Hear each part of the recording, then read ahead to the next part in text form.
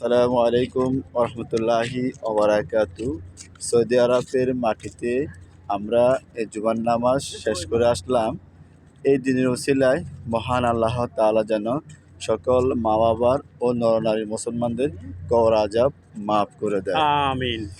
আর যে সকল ভাইরা নামাজ পড়েন না, অন্ততপক্ষে আপনাদের জন্য সুবর্ণ সুযোগ হলো এই মাহে রমজানে ৫ ওয়াক্ত নামাজটা অভ্যাস করেন, তাহলে আপনি কন্টিনিউ নামাজ পড়তে পারবেন। আমিন। আর হ্যাঁ, আরও কিছু বাইরে আছে যারা মাহে রমজানের রোজা রাখে কিন্তু নামাজ পড়ে না, গাফিলতি করে। ভাই, আপনার উদ্দেশ্যে একটা কথা বলি, আপনি রোজা না রাখি অন্ততপক্ষে ৫ ওয়াক্ত নামাজ পড়ার অভ্যাস করেন, তারপরে আপনি রোজা রাখেন, সেটা আপনার জন্য সওয়াব হইব এবং উপকার হবে। তো আল্লাহ তাআলা যেন এই মাহে রমজান উসিলায় তাদেরকে হেদায়েত দান করে। আমিন।